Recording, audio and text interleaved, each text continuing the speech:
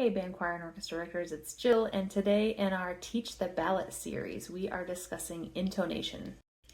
In this series, I'm talking all about how to explicitly teach the concepts that are on your contest or festival ballot to your ensemble. So if you've missed the previous installments, all about the first activity that I used to introduce the ballot and working on tone with your students, then make sure you go back and check those out.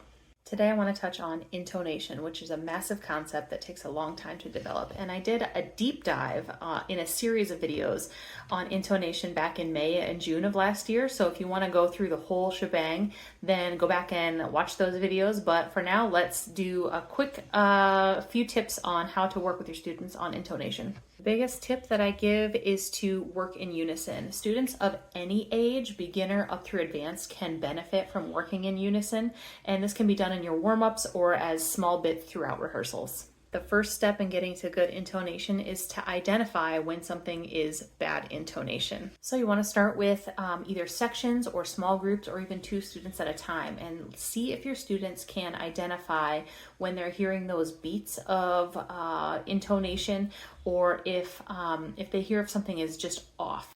Identifying it is the first step, and then is it me? So working on particularly held longer notes, you want to ask your students to, if they notice bad intonation, drop out for a second to see if it's them. Even as someone who's been playing wind instruments for over 30 years, I still sometimes do this to see if it's me.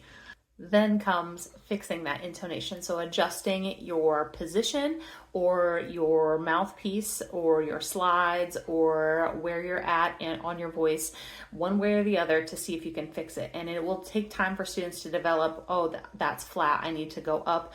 But just moving one way or the other and identifying if it gets better or worse with that adjustment. So that's all the kind of basic level stuff. And again, this will vary with the age and experience of your students. But the next step will be to play a line and see if there are any notes that stand out as particularly icky intonation-wise among the rest of them. And they can start to learn their instrument's pitch tendencies that way.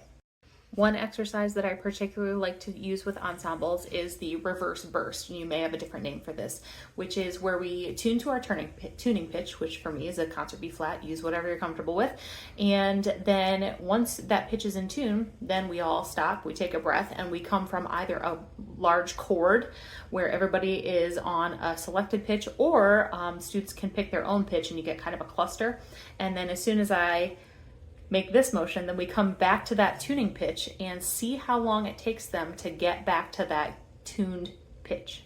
Because as we all know, you can tune your instrument, you can get in tune at the beginning of a performance, but good intonation comes from adjusting on the fly. And we want students to be able to hear problems and identify them and adjust as soon as possible. For more advanced students, you can start to be focusing on intonation in those extreme registers and at extreme dynamic levels. That's the big one that a lot of people forget about.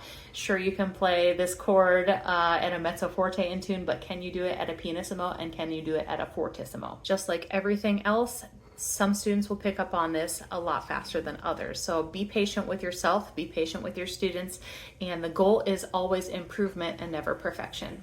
And don't forget to be working on your tone exercises during this intonation work as well, because good tone is the foundation of good intonation. That's it for today's tip on teaching the ballot for intonation, and make sure you give us a like and a follow so that you can come back next week when I'll be talking all about balance and blend. Catch you next time.